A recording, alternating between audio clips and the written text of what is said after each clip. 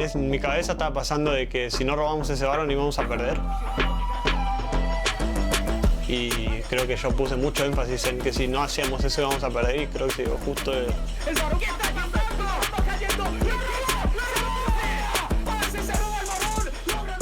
lo robó así igualmente, pero creo que igual salió de la mejor manera posible. Como que no estaba dándome cuenta de qué era lo que significaba eso. Sí, me acuerdo cuando José se robó el Baron en ese juego. Fue como un punto de quiebre en la partida y después de eso ya no nos pudimos recuperar. Yo creo que si José y Ace no hubieran entrado al pit de Baron y haber hecho lo que hicieron, quizás hubiera sido otra historia y hubiéramos ganado esa final. José Dodo y Newbie. Creo que las finales de clausura 2020 había mucho en juego para ambos equipos. En una mano tienes a José Dodo, el nuevo jugador muy energético que no sabes qué te espera con él. Al fin estaba en una final. Y no solo que había llegado a la final, sino que se iba a enfrentar a All Knights, el equipo que recién había ganado. Y en otra mano tienes a Newbie, un jugador bastante experimentado, capaz de liderar su equipo. Él se consolidó como uno de los mejores supports de la región desde muy temprano, estamos hablando desde 2016, y que ya había ganado un campeonato antes. All Knights tenía este roster que parecía ser casi que el Dream Team, básicamente. Es por eso que se terminaban llevando los dos primeros juegos. Todo estaba partiendo bastante bien para All Knights. Toda la gente se está temiendo que va a ser un 3-0, que Rainbow Seven simplemente nos falló o le falló a los fans. Pero en verdad Rainbow Seven tenía como esta magia. All Knights a punto de ganar el juego solo con un varón. José Dodo y Ace logran robárselo y eso cambia completamente el destino de la serie entera. El varón que está cayendo, ¡lo robó! ¡Ace se robó el varón!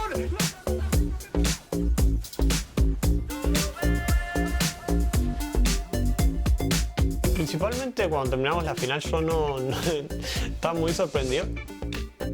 Yo creo que sería el mejor momento. El haber ganado esa final me hizo dar cuenta que todo el esfuerzo y todo lo que había pasado ese año lo valió. Yo creo que si no se hubiera dado la serie así y ellos no se hubieran ganado, yo creo que no estaría en la LCS. Era el mejor de 5, era por el pase al mundial, era un sueño que todavía tengo pendiente. En el caso de José, que fue al mundial y tuvo un buen desempeño en el mundial y gracias a eso pudo venir a Norteamérica. Pero sí fue un sueño que después de esa final se derrumbó y todavía tengo ese sueño por cumplir. Sentía que ya que estaba en México tenía que aprovechar mucho la oportunidad de poder jugar ahí y jugar solo queue en NA.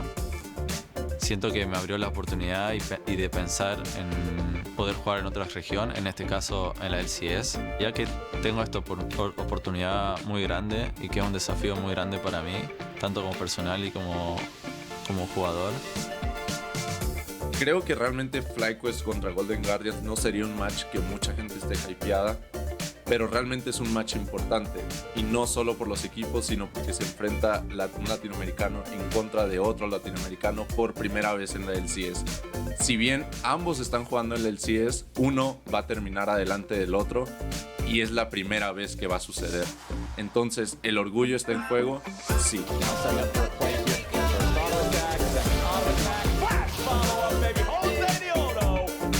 Aquí es donde empieza la rivalidad latinoamericana en el extranjero.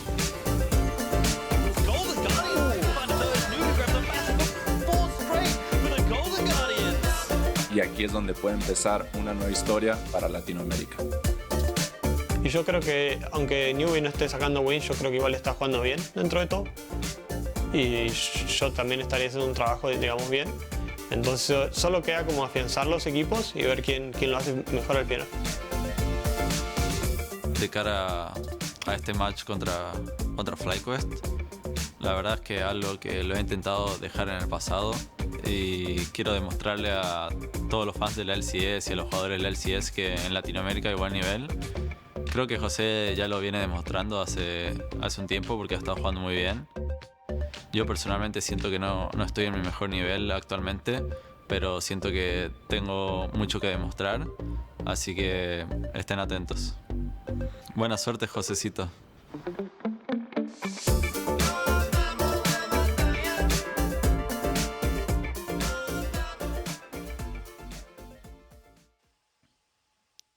Welcome back, everyone. I'm glad it ended with some nice words from Newbie. You know, good luck, Josecito. I appreciate that. Of course, it's going to be a fun one here. Golden Guardians and FlyQuest hitting the Rift.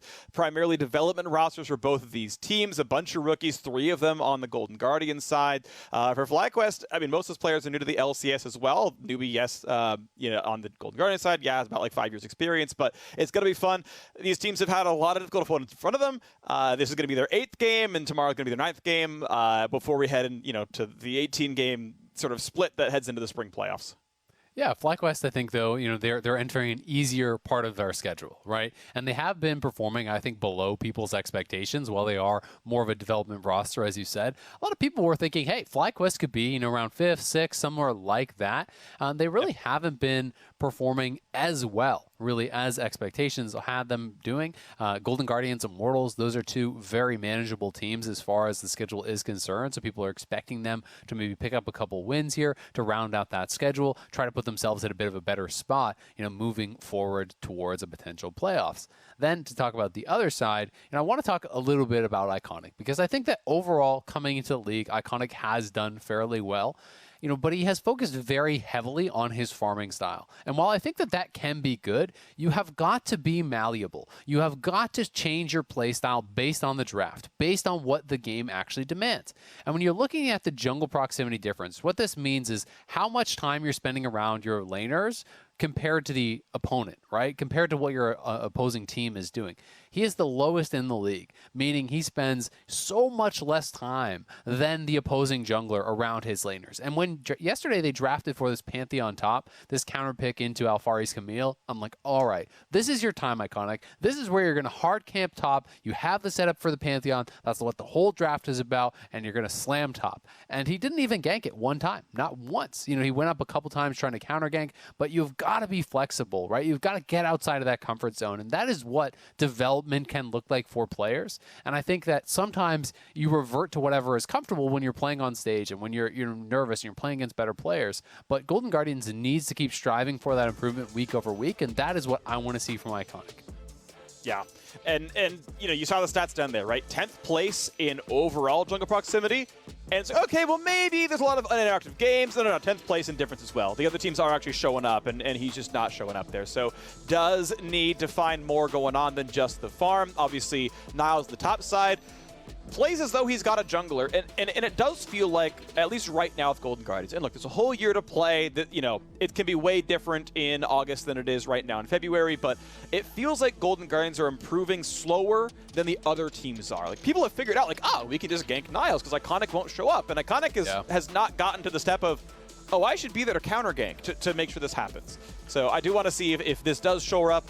FlyQuest, of course, I think are heading towards what I'm expecting to be a 4-5 record, which is where Team Liquid's probably going to end up after tomorrow as well. It's like, did you expect FlyQuest and TL to have the same record? Probably not, but that's my projection for where these teams are headed, and then you've got 9 more games to play before Mid-Season Showdown, and yeah, we can see what that projection looks like. Bans coming through, a bunch of jungle bans, no Camille for Niles either. On the other side, Thresh, Seraphine ban's a big deal, Udyr off of Jose Diodo. And to be clear, I don't want to pin it all on Iconic. You know, Niles' struggles aren't all his fault. You know, Niles has to do a better job playing around jungle pressure as well. You know, even just in his game yesterday, he watched the jungler sweep out a ward in the river right beside him and then immediately, you know, had to flash to the gank that was immediately coming. So he's got to play with respect to his opponents, and we'll see if he's going to be able to do that here today up against Licorice, up against Jose Diodo. That is a duo that does like to focus sometimes up on that top lane. We do have the first pick, Lilia, here, so going to be grabbing themselves an AP jungler. You're immediately expecting that it's going to be a 1 AD solo laner at the very least here. I would like the Gragas. I think Gragas is a strong early pick because of the ability to flex it around. And also I just think it's a really safe pick up in the top lane. Even the bad matchups for Gragas, you usually have enough wave clear that you can actually survive those. You have an incredible amount of sustain with your passive, so does make some sense, and Iconic going to be grabbing another farmer here. Seems to be his comfort zone, and I think Graves, again, is a pretty decent matchup into Lilia. Yep, he's a big farmer. We did, I believe, if I recall correctly, see AP Gragas support just yesterday from Newbie. It didn't turn out into a win, as most of the Golden Guardians games have gone so far, but it is flexible, right? And you can wait till the very, very last pick at the very end of the draft, pick number 10 to figure out if it is going to be tank Gragas top, AP Gragas top, tank your AP Gragas support. We know it's not going to be jungle with the Graves locked in. I'm not expecting Graves mid or top as the solo lane. We did see it before. It wasn't pretty, but even that's a possible flexible move, and here we see Senna Tahm Kench locked in. So Golden Guardians, do you want to lock in an entire dual lane? Like, do you want to play Gragas X and play some kind of aggressive bot lane down there? Maybe a Yasuo, you go really crazy, or wait for longer. But this would be the time to lock in a counter before the bans come through, or to snag a mid laner before those bans come in either. Yeah, it will be interesting to see where they actually want to go. If you go towards another solo laner, then you could ban out some of the counters coming through, but then you're really saving your counter pick for your support, generally speaking. Ezreal, I think, is actually pretty reasonable here. I think Ezreal is a lot stronger now that people have really kind of discovered this Essence Reaver Duskblade build. I think it's pretty strong overall. It does allow you to forgo the tier. You can have some mana problems prior to actually completing the Essence Reaver, but you don't really need the tier. You can make it through those early phases, generally with just mana flow ban, presence of mind. Those types of runes do really shore up any issues you have in that regard. And it does feel like if you're playing Ezreal into Senna Tahm Kench, then you're probably looking for some type of roaming support. You're probably looking to do something, maybe on the top lane or mid lane, somewhere other than that, because this is definitely not the lane to really punish a Senna Tahm Kench. Ezreal plus anything, I just feel like, is not really going to get it done there as far as kill pressure. Well, Golden Guardians expecting the chance that we might see Marksman mid and maybe, magic damage top lane afterwards, with Tristana getting banned away. Of course, we know Senna TK is bot lane, but yes, Trist mid has been gaining in power. I actually don't think they need the Trist ban. You just pick Syndra and you absolutely smash that lane. Like, Syndra nullifies everything Trist ever wants to do. It's like the second worst matchup in the entire game, second to Yasuo. Yasuo probably doesn't fit this comp, but you just pick one of those champions and you just slap Trist mid. And those champions are completely playable, right? So unless you see those banned out, I don't think you need to ban Trist. Bard comes through, meaning it is going to be Gragas in the top lane, again, unless some funky stuff happens. So Bard, Ezreal going to be the lane. And as we saw earlier today, right, you pick double range, you pick something reasonably aggressive, and you can punish Tahm Kench farm and maybe force the Senna to play his one last hitting. Yeah, so with double range, as you say, it may be Senna last inning, but I also really like this because Senna Tahm Kench is a pretty passive lane. It's not a lane that can really set up dives very effectively, so Bard can just roam away from that lane, right? You don't even have to actually play for the 2v2 very heavily. Ezreal's one of the best champions in the game at actually surviving on his own. You can get out of that lane, try to get things done elsewhere. The Yone coming through here, so it is a blind Yone. I wonder if a Blaze Olive will be willing to pick something aggressive into this. When I have seen people playing this blind in solo queue, I've seen things like Renekton into it. I've seen things like these aggressive picks mid lane that can really shut him down and make his life pretty difficult. But that would be a fairly all-in pick here. You would be very light on magic damage if you were to go that way. So it doesn't have to happen, but yeah, the blind Yone always feels a little bit bold to me because I do feel like there are some answers. But if you think the only answers are physical damage, it's not going to fit the comp all that well. Relying on AP Gragas for magic damage is probably not enough, and calls the bluff. It is magic damage to mid lane. It is Azir. We'll see if that's a good answer or not. Last time I saw the matchup, Azir had a lot of lane pressure, was winning in farm, and it ended up looking okay. So a Blaze Olive, I'm expecting to do well in the lane overall. The Shen, of course, is what has come through for the top side, knowing that it was 99.9% of the time Gragas up in the top side. Flicker's going to feel comfortable there on Shen, with a Lilia as kind of the only magic damage on FlyQuest side. Yeah, this was actually the inverse of the matchup that I want to say Blaze Olive played yesterday against Jensen. Yeah. He did get beat down pretty hard. He was down in farm. He was getting pushed in. So now he's on the other side of it. We'll see if he can win the side that Jensen won on yesterday. Of course, our different players here, but should be pretty interesting. The Shen Yone I actually really like as a combo. Does allow you to really dive in very aggressive. You act as that Shen delivery. You are diving in with the ultimate. It allows you that extra durability with the Stand United shield to actually stay in for more of your E to get out additional attacks, additional autos. You have the Shen there to follow through with the taunt, potentially, kill off some of these backliners. People like the Azir, who are normally pretty difficult for a Shen to reach. So it will be pretty exciting. And it does look like it is going to be the fasting Senna. So it will be the farming Tahm Kench here. He has taken teleport. And we'll have to see how that goes. Yeah, teleport Tahm Kench is not the most common. You, I think, more frequently see something like Exhaust. I want to call something out that I know we're not going to see this game, Azael, and I know you'll back me up in this one. Serpent's Fang. Serpent's Fang is going to make a lot of sense in this game. Shen has his own shields. He provides shields. Yone's got his own shields. He's going to go for a Bloodthirster, Senna ult, Tahm Kench's entire kit, and Guardian.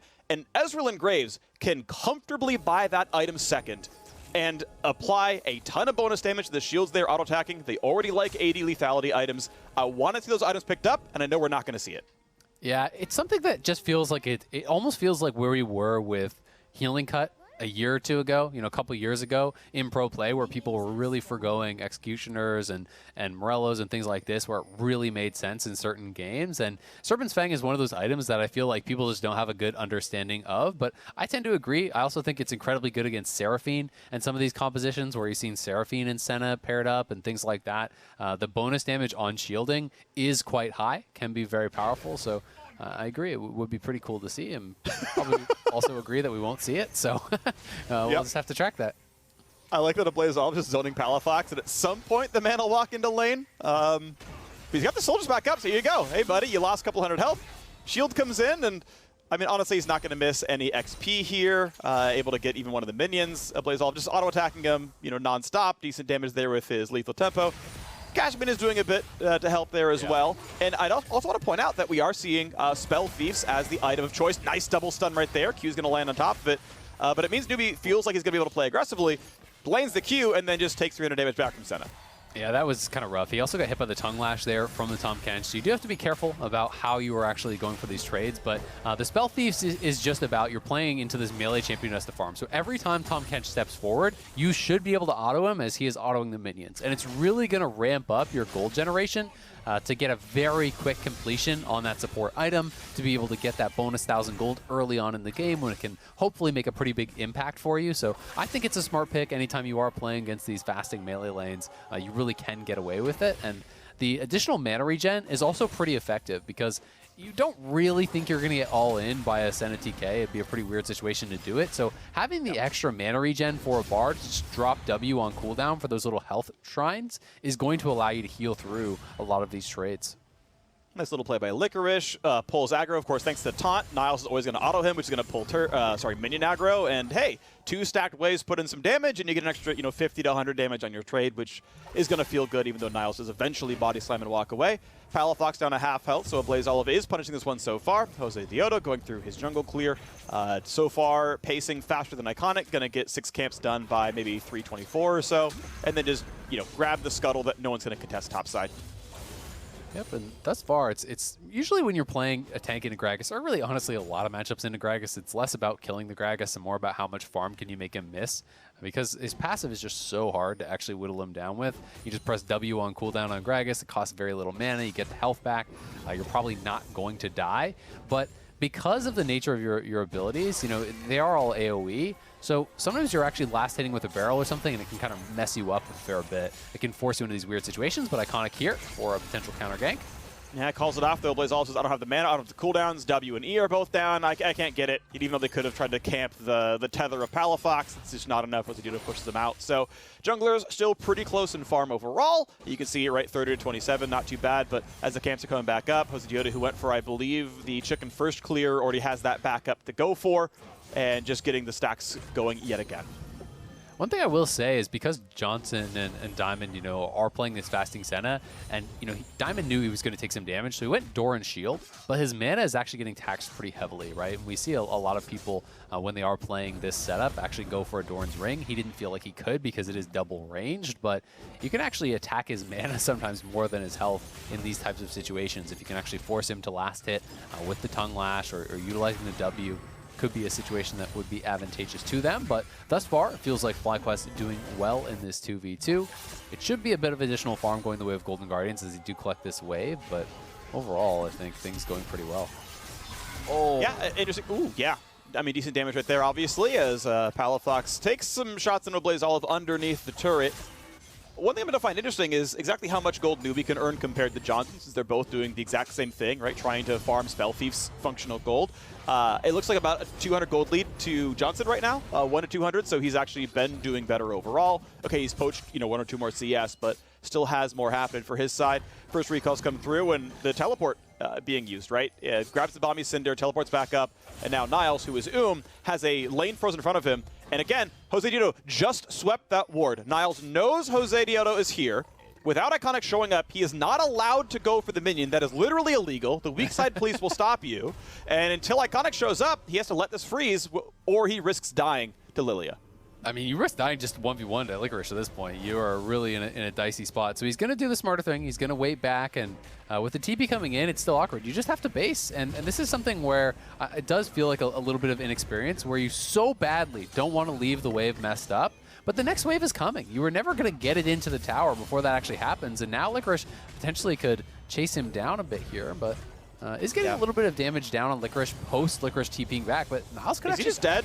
Is Niles just dead? I think Niles is just dead. Niles, you're still dead. I'm pretty sure next time Taunt is up, there's Q Flash. And Niles, you could have went back to base, bud. This was a heads-up one-on-one. Junglers were not involved in this one. You just chose to die. When your TP was up, you could have had full mana, some items, and come back to lane. Yeah, I mean, exactly. That's the thing is it's like you can wait out the Lilia. You know the Lilia is likely going to go back into the jungle. It's not going to wait around that long. So if he goes into the brush and he just bases, then TP's back on the wave, and you can reset it because you have full mana, you have full health, he can't just all in you. But you're staying around when you have no mana. Licorice already has a buy. He got the Merc Tread, so he can potentially chase you down here, and he has no mana cost, so he does just that. And a really foolish death there from Niles, punished pretty heavily on that one. And this is a matchup that we'll see if Licorice can continue to exploit Niles. So here it is one more time. He just doesn't have the mana, right? And he so badly wants to reset the wave. That is why he's staying here. He hits 6. He's like, okay, I can go. Licorice is probably base. Lilia is probably left. But Licorice just TPs in on the cannon. The next wave is coming, so he was never going to be able to reset it. This is even worse. The fact that he stayed around after that, but we know. Ooh, shuffles him in, though. Big damage. The turret shot's going to land for a bit more. Palafox down to 300 health. Ultimately, it is an ult for, a forced recall here. But with the TP up for Yone, he's probably going to be all right. Yeah, they are going to definitely force the TP because the instant reset comes, and Palafox actually deciding to just stick it around. Niles, again, here back up in that top side, trying to push in. Newbie really hasn't been able to get out of lane just yet on the Bard, but looking for something potentially here now. A little bit of damage. Thanks for the 60 gold. Yep, both halves of the auto work pretty much instantly. The meep counts as 20 gold income as well, so... You've got a 10 CS lead for the farming members. No one is surprised here that Ezreal's been able to do more than Tahm Kench. A little bit unknown right now in terms of the brush. We don't, they don't know for sure if Senna's getting the recall off. She is going Noon Quiver, by the way. So once again, a Kraken Slayer build for the Senna. And as just the camps keep going down, Jose Diodo farming equally to Iconic. Neither one has really gotten a gank off just yet. They've had some looks, but nothing really happening. But Iconic, yeah, nice. He's down a camp and a half in CS, but he's going to get first dragon of the game. And Senna is just going to go up topside. So they're going to send Johnson up topside to help with the Rift Herald, and that's what they're going to do to secure that. They actually just left Tahm Kench down bot side to collect that himself. And it should just be probably a trade of these objectives. I don't think that Golden Guardians will get over here fast enough to try to contest, but Iconic is making a move. Looking at some damage here. Palafox goes right back in, gets the knockup dash. Pretty big damage across, but now the flash play. Newbie finds the stun. The ults keep layering over the top. Beautifully done. A kill on the board for Golden Guardians. That said, Herald was already claimed by FlyQuest, and that's going to be just as much gold going back when it's summoned. And Niles cannot go back in a top lane. The jungler top already there. Sleep comes across into 2 as a swirl seed hit 1. Explosive Cask is going to miss, and Niles, your days are numbered. And that's going to be death number 2. Taunt is beautiful from Licorice, and a double kill for Jose Diodo. So well played there on the back end. Both of these stars coming up big. Newbie and Jose Diodo making plays for their team. We got to watch some video about them and battling back and forth here, getting kills for their team, but a lot of credit deserved by Licorice on that play. So much patience to actually hold the taunt, to not waste that taunt early, to then have it for the second kill. This sleep was great. As Palafox snaps back, though, Newbie flashes in, Ignite, lands the Q. They kill him off before he can get over the wall. But then this sleep was actually really, really nice from Jose Diodo. They recognize Niles is just walking a very dangerous way. So not only does he hit the Q there, the bowling ball had actually connected with the Graves on the other side. So they have both of them slept up. And this is what I think is really smart from Licorice. He didn't actually just taunt Niles. He knew he didn't have any real way out. He had already used the body slam. He had already used the ultimate, so he has no escape. So you don't need to waste the taunt. And he's able to hold it and find the taunt flash onto Iconic after to grab them a second kill. Yeah, 60 more gold over to Newbie as Palafox takes a bit of damage. Mid laners fairly close in health, but obviously a kill for Azir is nice. The farm lead about 20 is also pretty outstanding. And look at the gold, the game state overall. 1,100 gold +1 Dragon for Golden Guardians. To me, I favor FlyQuest just based on the scoreboard. You can see Jose Diodo is obviously rich with his 2 kills. Zhonya's Hourglass already done. Again, I'm expecting him to go AP just because they don't have much more magic damage on the team. But if he thinks he could win by playing more supportive and grinding out than just going Moonstaff anyway, there's at least logic to the fact that, well, I'm just going to support, and don't worry, Yone is going to carry us. Yeah, and I mean, they have sustain with Senna as well, so maybe they think they can hit a certain point where that gets really strong. Sleep set up here. Now there's Sleep, Flash to get away from the rest of the crowd control. I'm not sure he's I guess his ult was down, so he really couldn't have made anything happen otherwise, since they can just lock him up in a turret and he can't push him away, so that is now Flash down for the play. Nicely done, of course, by Jose Diodo. Now looking for the play on the bottom side. Diamond walking up pretty far aggressively. Yeah, some damage towards Stixxay. And now that Newbie had already burned through all his stacks, there's not much more gold to earn. Palafox going to go for some damage into a Blaze Olive, so he'll just come around. And, well, the health bar's still going a bit lower. No Sleep, but Iconic waiting in the brush. Blaze will wanted to bait him in. They're not going to find the play, though. Not going to be able to find the play. Palafox been pretty aggressive, with that E, finding a lot of trades here. He has gone for the Q-Max again, as you were talking about last game. The idea that you can just go a couple points in Q and then start maxing that E for additional trading, the cooldown, the amp on the damage from the snapback there, getting much more effective as you get the additional levels into that E. But in LCS play, it seems like people are just prioritizing the Q for the cooldown and additional wave clear here. Yeah, well, knock up, and that comes across. Yeah, some damage at least going through. We look back at the top side there. Niles able to body slam for some CS, but nursing a 30 CS deficit, and obviously the 2-ish kill difference, obviously pretty good as well. Is FlyQuest waiting for the next, the first big Shen play. I don't believe we've seen Standard United yet in this game, unless it was to somehow join the Herald fight that I don't believe happened. And I summon down here. It's just going to give the gold over, half to Johnson and half to Jose Diodo. He can recall in the brush. He'll get 160 himself. And they're not going for the turret just yet, but it is going to get pretty low, and they may return to the scene of the crime in a little bit and try to knock it all the way down.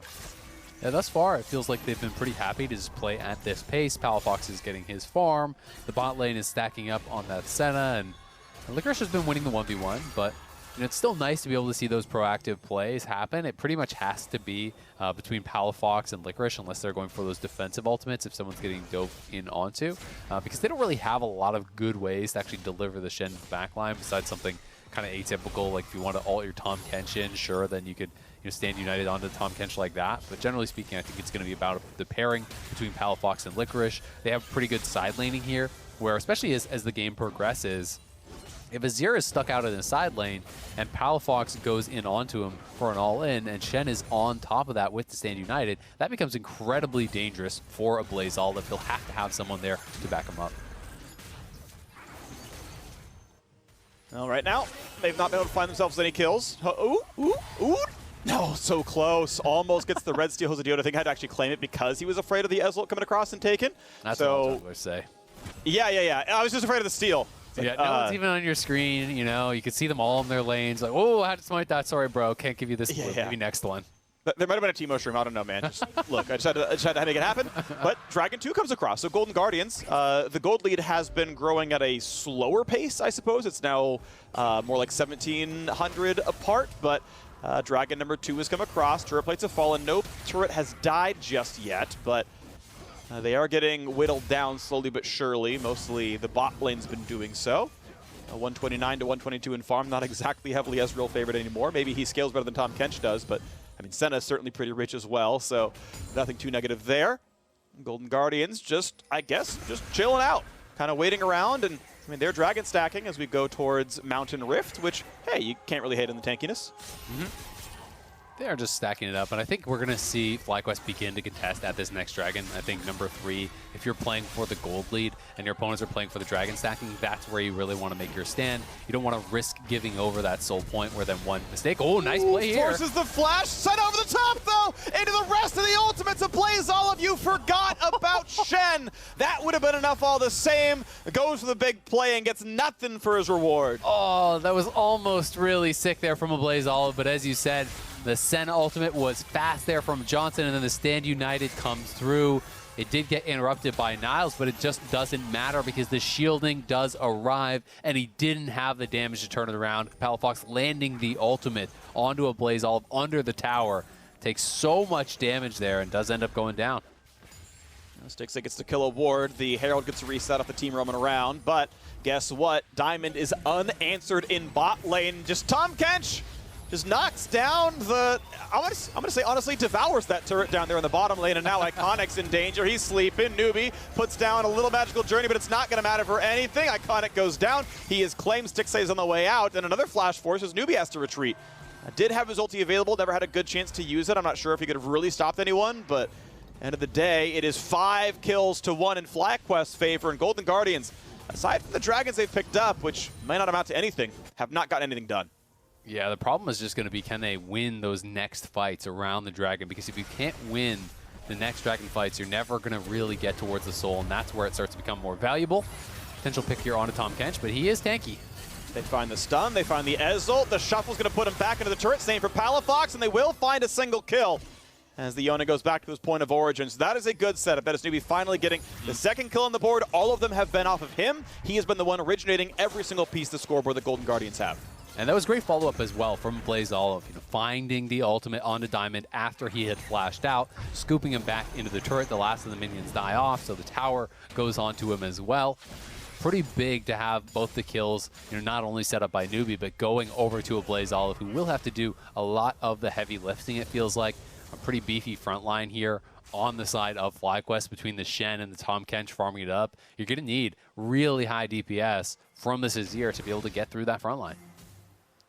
Well, he's going to try his best. Obviously, he is where my eyes are. He's going to be the one doing the major carrying. At least Ezreal's still farming as well. Essence Reaper is in the build you expected to see here.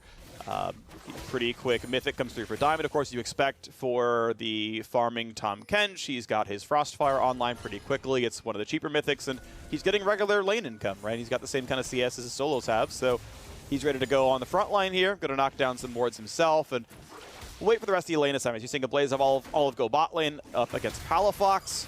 Top laners still where they are, but Licorice, with standard back available, is probably going to be more effective on the map. I will say it's interesting that Johnson hasn't started picking up the farm. A lot of times when I do see these setups, people have the Senna just playing support role essentially until they complete their support item, and then they start picking up CS to continue getting that gold injection, because you still do want to have gold coming in for this Senna.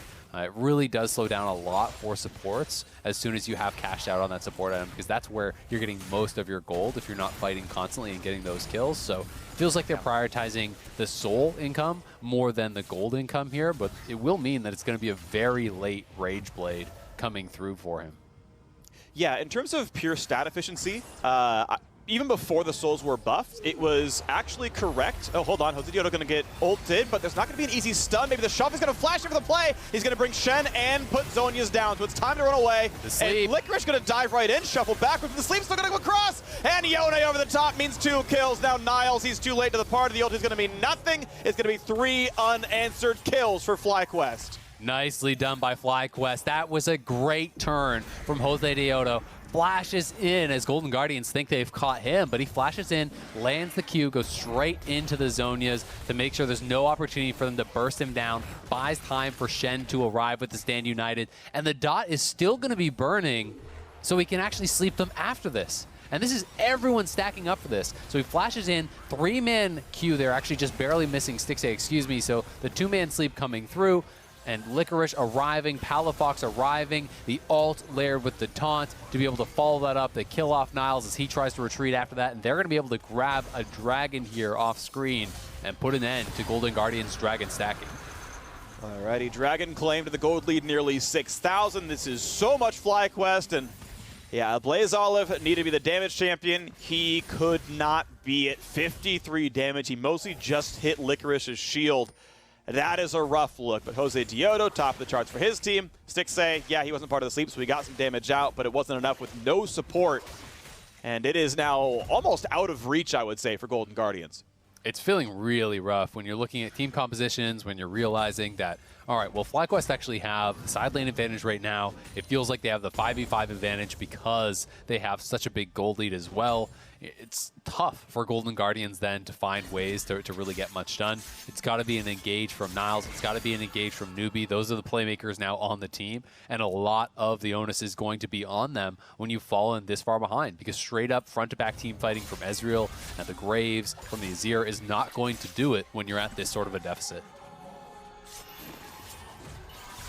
And Niles running away. One level down. Oh, couldn't have enough time. Couldn't quick get the last auto attack off. Oh well. It is going to be shield bow, by the way, so even more reason to go into the shield breaker. Serpent's Fang. Fang. Going to see it, but yep, Serpent's Fang. I said it during the pregame or like during level 1, then I forgot afterwards, but all the more reason to try to break some shields down here. Not the case just yet, though. We'll see if it moves around, but Palafox, entirely unanswered top lane. Golden Guardian's going to give that turret away, and they're going to make a play elsewhere. Diamond going to be slowed. He's going to have the barrel coming across, but guess what? No big plays. Asleep on a one member is not going to be much more. Jose Diodo going to go for a smite, go for a Q, force the flash out of Newbie. And in an outright 4v3, absolutely nothing is done. It's actually Newbie has to flash away. Golden Guardians can't even outnumber their opponents to get anything done. And he was pretty lucky. Johnson was a couple seconds off having his ultimate, which I think would have been enough damage to actually kill Newbie, because his flash was late. He did get hit by Jose Diodo's Q before actually getting that flash off there. So Johnson, a couple more seconds, probably would have been able to finish that off. But either way, FlyQuest feels like they are in full control. 1-3-1 here. Jose Diodo on this Lilia roaming back and forth between mid lane and these side lanes. And Diamond plus Johnson are just such a safe duo here that it feels very difficult to actually attack. Well, Niles going to try to get away again. Explosive cast to fully disengage. He was in a bit of a 1v3, but now has to jump the rest of the way out. His health bar is low, and now the re-engage comes across, and he's just dead under turret anyway. Didn't walk away in time. And once again, an isolated death for Niles, his third of the game. And this is going to be at least a turret traded back, but a kill plus top lane tier 2 is so much more. It's the inhibitor turret as well. It's looking like here as they continue the push. We'll see how much the Ezreal ulti can clear out. Maybe going to be able to keep that alive now as the cannons did go down. The tower does get low though, and Shen is still pushing bot side. They'll be able to retreat on the top side. So again, as you say, Niles had a decent disengage with his ultimate there. Had the ability to actually walk away, but trying to greed for the farm, trying to protect that tower when he was not in a position to do so. The rest of his team, all four are mid lane, and he's playing this weak side position. You've got to recognize that. You've got to be willing to give it up and try to find another opportunity to fight. Nice safe recall for Diamond. Big farm for him, moving towards his Force of Nature being done. He's ready to tank the front line. Notice he's even itemizing towards MR. He's like, yeah, I really still only care about a Blaze Olive. Obviously, the boost speed, certainly nice. It's part of Tahm Kench. She can really only walk at you. Sadly, you know, that rolling DLC hasn't come across just yet, but, you know, maybe one day. But Golden Guardians, they can fight for wards. It's the one things they do have the ability to kill. Those don't run away or get healed realistically, but they've just sadly had to give away so much of this map. 1 minute away from the Dragon. If Golden Guardians claim it, it would be their third. They would be able to at least move closer to that Dragon Soul that would, you know, come close to coming back into this one. Otherwise, the attempted steal is maybe the possibility if Baron is put up on the table. And it is worth checking in. Jose Diodo going for the build that you wanted. He is a very heavy AP build, even has Mage Eyes, 10 stacks on that, so he does have the bonus 10% move speed in addition to all that Chance. he already has. Nice nom there by Diamond, though. Was in a spot where it wouldn't be a double stun from the Bard Q, and, you know, Chomp's mad after the Q slow comes across, so well played by Diamond. Yeah, ultimately, maybe an Azir shuffle was what was required to make that work out at all. Maybe a bit more aggression. Maybe he wasn't in range, I don't quite remember, but ultimately, the ulti doesn't mean anything from Doobie, as the answers are there. No one's responding to Palafox. They're not even, you know, Graves was up there, didn't even elect to try to defend the turret. Still no one is actually coming back here. Palafox does have TP, so if they answer, he can just back off and then try to look for a TP towards the Dragon, but he just wants to kill Niles. Okay, big damage already. Yep, the mark is on, puts a bit more. Nice, and yeah, he's down to about 40%.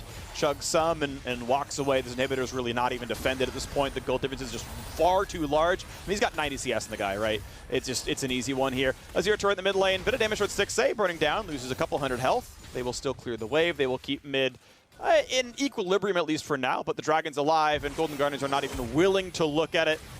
Miracle Steal, not gonna happen. It was just a little bit too late, or sorry, too early. Diamond walking back, almost stunned, but not able to walk away. And okay, Dragon scores are tied. Double Mountain Drake and Golden Guardians, they got a Scuttle Crab for the reference, nothing else. Yeah, the Stand United coming. They want to turn here. And they're going to find it. They're going to find so much damage. Iconic gets deleted, and a Blaze Olive could be next. Diamond is here. Jose Diodo is here. Goodbye. It's 2 kills for nothing. Golden Guardians once again on the run. They just don't have the gold to fight for their own side of the map. FlyQuest show up in numbers, and it's time to close the game out with a push through top. We'll see if they want to try to commit to ending here. It looks like they do for now, and Niles has not yet begun the base. There's not that many minions, so maybe Stixxay could try to clear this out, but looks like they're going to commit to it. 5 versus 3. Ezreal comes across. Decent damage hits 1 or 2 members, but the first turret's going to drop in a second. Johnson can't get the last shot. Nice little hit right there, but again, it's 5v3. You can't engage. Flash Q. They're going to find the 3-man sleep. The taunt out of the top laner. Goodbye to one of them. Newbie going to walk away, stay alive. But as the respawns come through, the siege ends as a 5v4 is a bit too rich for their blood. FlyQuest come away with an inhibitor turret, an extra kill, and the top inhib gone. Next is Jose Diodo is popping off this game. Another 3-man sleep there, getting them a kill and the Nexus turret, as you said. Here it is one more time. Golden Guardians trying to find some sort of counterpunch, trying to find a way in here. As a Blaze Olive, though, comes over the wall, Palafox just calls for the Stand United, can go straight in, knowing that Azir does not have the E. Graves trying to ult in retreat there, but Licorice lands the 2-man taunt. Palafox flashes over the wall, and despite the nicely timed Zonias there from a Blaze Olive, he was always slated to go down. They had stacked up on him. There was no way out. And FlyQuest now so far ahead, closing in on a 10,000 gold lead. Double Mountain Dragon to their name, with 2 people stacking a lot of those resistances in the farming Tahm Kench, as well as this Shen. And it feels like everything is fully in their control. Not much really going on here for Golden Guardians. It's still just waiting, hoping that Niles or Newbie can find some sort of miracle pick off of which they can turn the game around.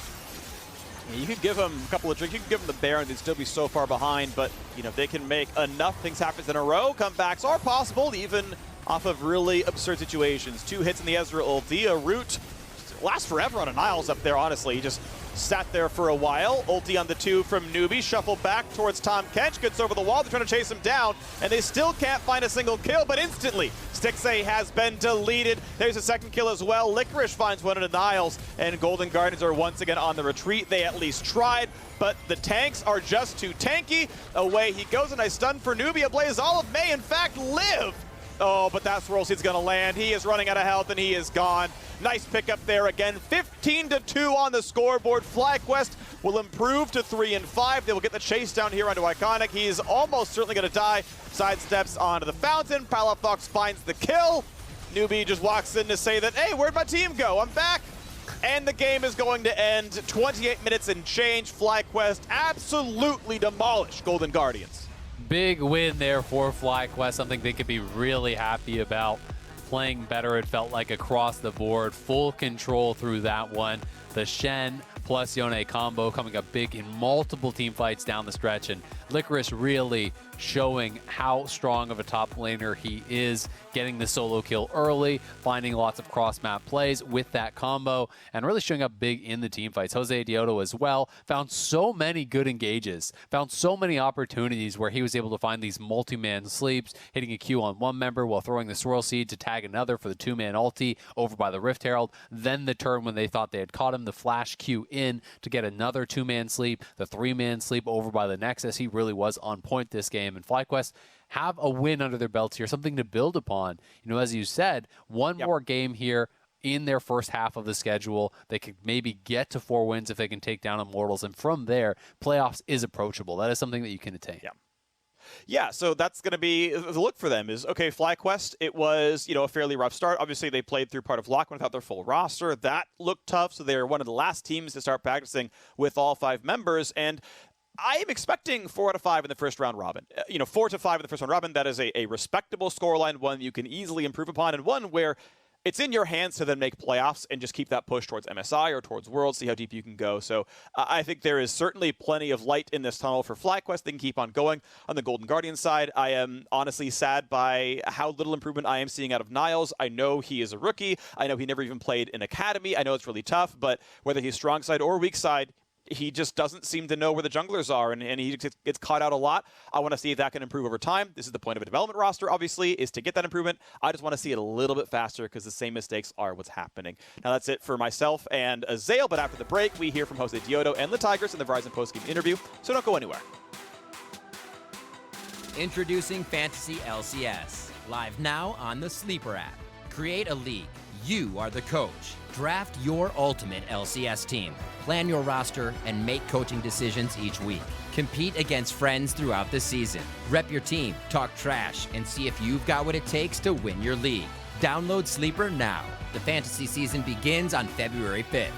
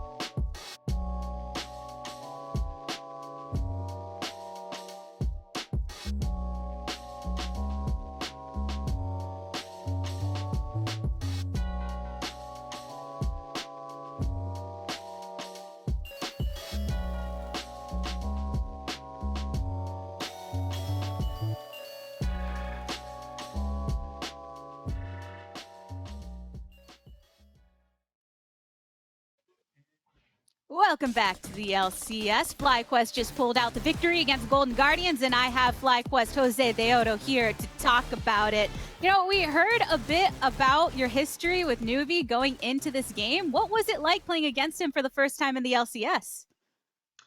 Yeah, it was kind of weird because here, as we are playing like against players that we never face each against, I think it's kind of weird to face Newbie because he's a player that I always play in my life, like in my whole career, like in competitive.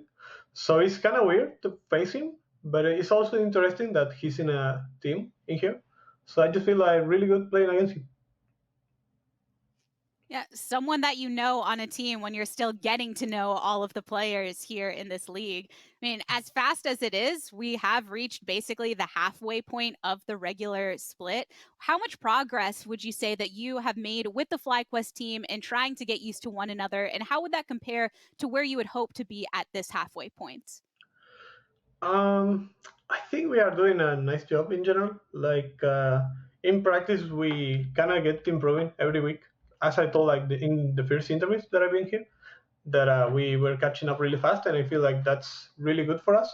I feel like we still lack of some aggressive plays. Like today match, I feel like we had a lot of advantage, but they are still like looking for us, and I feel like we could look for pretty much plays in the map, like fighting a lot and stuff, like for dragons and souls. Just not like leaving them make the plays when we are ahead. I think like that's one of our lackness, at least on stage, because in practice we are doing it right. And then myself, I feel like I've been playing like pretty poorly in some games, and I've been watching too much replays.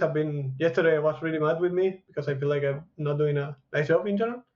So I've been working a lot in my replays and looking at a lot of games in LCK and all this stuff because I feel like I'm not doing well at this moment. So yeah.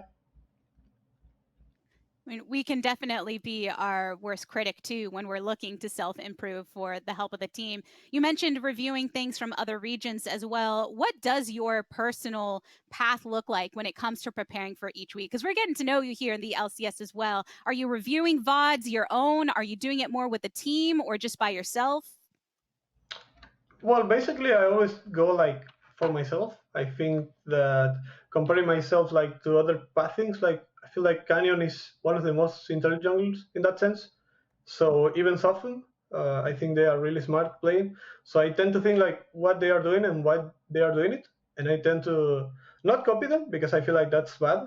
But I do grab some idea from them, and I tend to learn from them as well. Because I think like if you only play for yourself and you only learn from your replays, you're not going to improve. You need to watch what others are doing because if they are doing it, maybe it's for something. So I always tend to think why they are doing it and if it is good for the team or if it's bad like for them too. So yeah. Yeah, I like that. Making sure to learn from others, but still making it your own instead of just copying it all. Now, you have had some time here in the LCS with FlyQuest. I know we have really enjoyed the fact that, for instance, they have these Spanish broadcasts going along this. Have you heard anything from your friends or fans back from the LLA being able to tune into your games here today? Yeah, I mean, I was watching Twitter like people still making memes a lot. So every time they make some like things or just message me, I tend to watch. Uh, Even though when I play wrong or I don't feel like I'm playing well, I don't see much social media because I don't like feeling that way. And seeing the memes like people cheering for me, I feel kind of bad because I don't know, just feels sort of bad. But in general, like I do feel like the cheer from the people, like when I reach out or anything, they are just wonderful people. So yeah. Yeah, take in the positivity that comes from it all. You do have one more opponent for the week. It is going to be Immortals. Do you have any thoughts heading into that matchup? Yeah, I think the tomorrow game is gonna be like one important game for us, like as today, as we are not in the best position, like in general. I think like these games give us some points that we are needing right now, and tomorrow is gonna be the same. Like they do need points as well, like saying it that way. So I feel like it's gonna be a pretty rough match for both teams. I think like they are good, even if they are not good in the positions right now. I think they are really good, and if they play their own game, like happened like against Team Liquid, if I'm not wrong, they can take some games from good teams too. So yeah, you're right. It is a very important game for both teams. Thank you, Jose Deoda, for stopping by and saving some bees along the way. yeah, of course. That was our last game of the day, folks. We're going to go ahead and close things out on the State Farm Analyst Desk. Thank you very much. The Tigers at the end of what was a very important day for all of our teams. Very tight matchups across the board. It's FlyQuest who comes away with the final victory of the day. Gonna feel good about that one as they close in on the end of the first round robin. Coming to you first, Emily, on your take on this match in particular. More so, of course, the FlyQuest side as they seem to kind of coast through it quite smoothly. Yeah, I mean, I think the thing for me with FlyQuest that's most important when I watch this team is whether they can build on whatever they do right in one game into the next game, right? Because we've seen this team be pretty inconsistent instead of having like kind of an incremental improvement. And I don't know, like maybe they're having incremental improvements internally. But I do think that this was one of the rosters that I was looking at the beginning of the season. I was like, this roster is like really, really interesting to me. And I want to see how they develop as a team. So I hope that they can take a lot of points from the way they played, particularly around topside. Obviously, a lot of it was snowballing some mistakes that Golden Guardians made up there, but I also think that you know, there were some just really nice plays. Here's the Palafox play in the mid that I really liked. But there were some really nice like individual and team plays from them. And the most important thing for me, honestly, is to see, okay, we did this really well today. Now I want to see it against Immortals tomorrow, right? Like I want to see a more incremental and consistent improvement from game to game. Yeah, and I think that's really important to highlight, right? Because they got some pop-off players. Like when you have a look at Palafox, this guy's insane individually, able to climb up the ranks of Korean solo queue. You have a look at someone like Licorice, you know he's going to be great. Jose Diota, we've spoken about his world performance so many times. But it's about being able to knit that together and become a unit. And I think Emily's right. The way you do that is you build on little concepts like, you know, day by day and hopefully match by match. And, you know, this is a lineup that I was really excited to see because I really like these lineups that you get to watch before your eyes coming together. I actually think we had similar hopes for Golden Guardians, but we're just not seeing it yet because they keep faltering in the early game. And unfortunately with League of Legends, like the pitch starts tilting when you lose. So then some of the concepts that you want to work on in mid game and stuff, they just don't come through. But, you know, I'm really excited about FlyQuest, and I think that games like this show that they can snowball leads very well.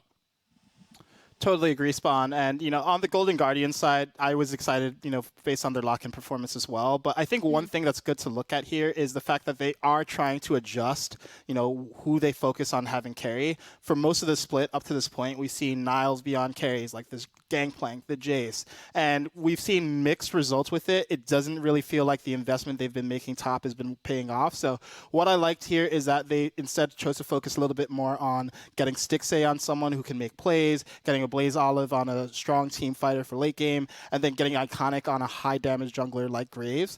So I think this team is just looking to experiment, figure out, okay, where are our strengths besides trying to play around top lane? And, you know, that's what a developmental roster is looking to do. I mean, Spawn, you can probably attest to this to a degree, being a longtime coach yourself of both, you know, a domestic region over there in OCE and then academy team here. So development, a big part of, you know, the previous years of your career. I mean, how do you feel Golden Guardians has so far lived up to what they are calling a development roster?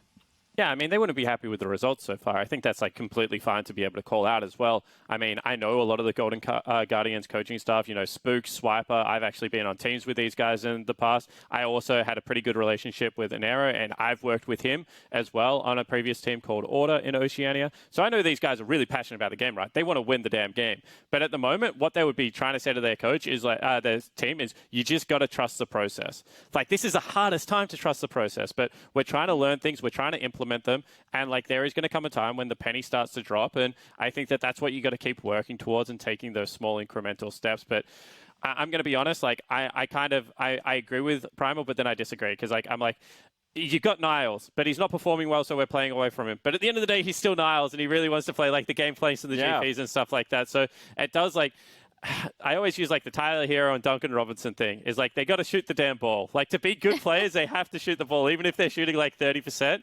But there's also a point where like, you know, in a traditional sport, it's not working out for you as well. So like I'm not going to pretend I have the answers for Golden Guardians. Like it's a really rough situation. I think both things have value, though, right? Because in one sense, you support a player and what he wants to do. You help him develop that style. But by the same token, we know that the game of League of Legends does not play the way you want. You play the way that League of Legends wants you to play. And so when a patch hits and, hey, carry tops are completely out of the meta, what's Niles going to do? Well, guess what? We're practicing that now with things like the Gragas top. So it's really great to see, you know, that kind of learning curve for a young squad like that. With our games finished and settled for the day, we've got Cloud9 sitting alone in first place, so some definition begins at the top of the stand. He's got 100 Thieves and TSM together in second, Dignitas right behind them in fourth, followed by a tie for fifth between Evil Geniuses and Team Liquid. And Primal, I think it goes back to our conversation around parity at the top of the day. What was your assessment of how it all broke down? Oh man, I'm actually really excited with these results because, look, Cloud9, we expect it to be up there. 100 Thieves, we expect it to be up there. But Team Liquid's at 4-4, right? And there's actually a big question mark for me. Are they 4-4 because they're sort of playing a little bit more risky and they're looking to the long-term future? Or are they 4-4 because there's actually legitimate problems here?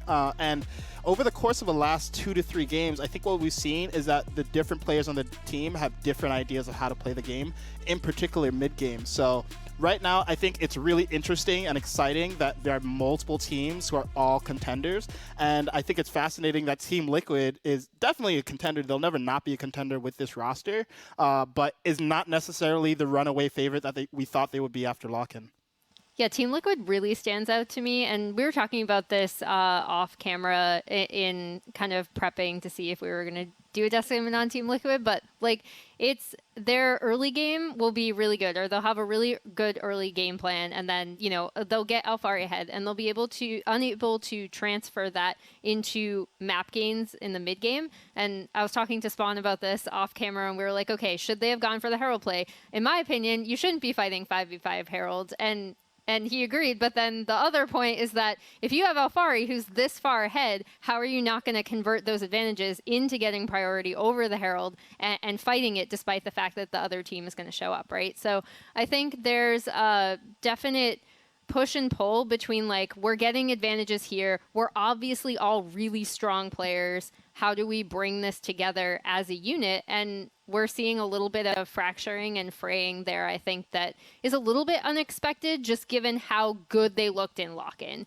I feel like if we'd seen the seams like we did with Cloud9, like we certainly did with TSM, and everyone was ready to write them off, right? Now we see it with TL, and now they have to go through that and solve it. Yeah, and that's what I wanted to do. I wanted to give credit where it's due, right? I completely agree. TL right now, they're faltering. But the two teams that we had big questions of, like, where's the synergy coming out of the lock-in tournament was, like, Cloud9 at times and TSM definitely. Oh, yeah. But both of those teams look so well knitted together at the moment. You can see the generals are emerging, and I think that's what Team Liquid have to hope for. That, Core JJ gets his troop back in order and that they can get that direction because you can see it is working right now for the TSM and Cloud9 lineup, and they are just looking really, really great. Yeah, 3 weeks of lock-in, 3 weeks of LCS. I think TSM's been the biggest roller coaster of the past 6 weeks of any of our teams. Let's pull up our schedule for tomorrow. We're starting out the final day of our weekend and the final day of the first round robin with Dignitas facing off against TSM. That is a sweet matchup. Again, not one I would have called out at the beginning of the split, but because of where these teams are now, that's a huge one to take to set your sights on. We got games going all afternoon, though, before we close out our day with Team Liquid taking on C9 and Evil Geniuses facing Counter Logic Gaming. Wow, even tomorrow's got some those first two matchups tomorrow. I know we just talked to Jose about the matchup against Immortals, but from any of you, TSM Dignitas, Immortals, FlyQuest, how are you feeling about those matchups at first glance? Feels good. I mean, TSM, their stock is really, really hot right now. And I think Dignitas, despite taking the L today, is still a really solid team that TSM is not a guaranteed win over, right? So I'm excited to watch this. I think no matter what, it's going to be fun. Dardoch's been making this entertaining. Maybe he'll continue the Jungle A to Z challenge, but regardless, this should be a good match. I also think, not to overlook as well, that Team Liquid Cloud9 matchup, because while we're talking about a faltering Team Liquid, a win over Cloud9 to end your first round robin, I think would do a lot in terms of assuaging the concerns that we just raised here on the desk. Either way, that's what's coming at your screens tomorrow in the afternoon. That's going to do it for us here tonight. So on behalf of myself, the casters, the entire remote broadcast crew, thank you for watching. We'll see you tomorrow for more LCS. Until then, you stay healthy, you stay safe, and be good to each other. Good night.